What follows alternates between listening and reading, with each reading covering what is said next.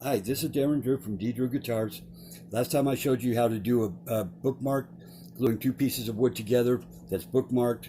You can see this is going to be a neck of a guitar made out of a piece of wood from that was 220 years old.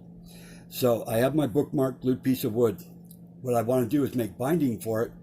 So first, what I did was put this on here with my sandpaper here, my fence here, sand it back and forth, and that gives me a perfectly smooth straight edge. So then all I did was run it on my table saw to cut the binding off. So that with one edge perfectly straight, that's all I really need right now. And then your binding is also going to be, the grain is going to match with your neck on the back side. So then what I'm going to do now is I'm ready to route this for my truss rod. So then over here, I will place this here, and this is going to be the side that the fretboard goes on. So I have my jig set up already, and I will clamp it down. But first what I do is I will put the truss rod on the piece of wood, and I'll mark my stopping point right here. And that way I know where to stop with my router bit. And when you comes to the routing part, you want to make sure that your bit is in your tool very nice and tight. I just have cheap tools, and so I lock it in very nice and tight, because otherwise you don't want it to, when it starts coming loose, it will work its way deeper and make your slot deeper, which you don't want that. Also, if you're taking too big of a bite at one time, it's going to make the bit come loose and make your slot go too deep. So you want to be sure to take little bites. So I'm going to clamp this down because you want a steady work piece. So I'm going to clamp this down. It doesn't need that much pressure, just enough where my clamp will stay there. And I'll do that on both sides. That way it's going to hold it in both places.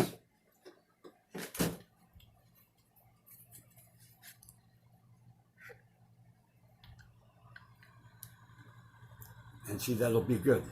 So you want to take little bites with this.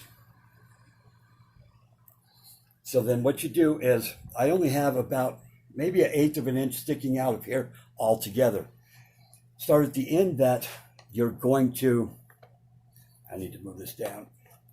Start at the end that you're going to have the open end at, where you're going to be adjusting the truss rod. I can just move this like this.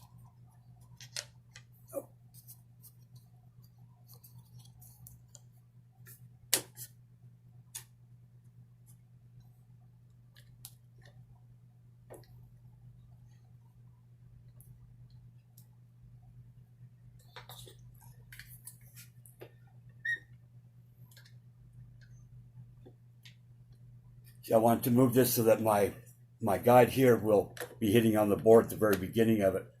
Okay, so I have a pencil line down the middle.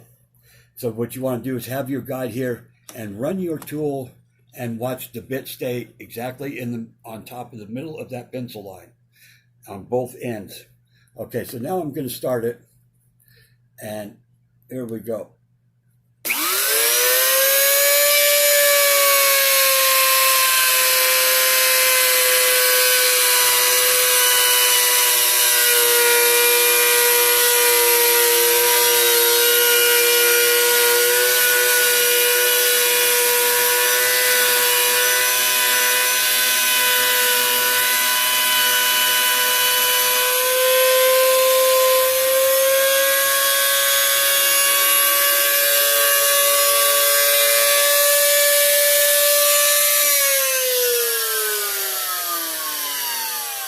And there you go. You want to run it back through to make sure that it's nice and cleaned out by going once back, once forward this way.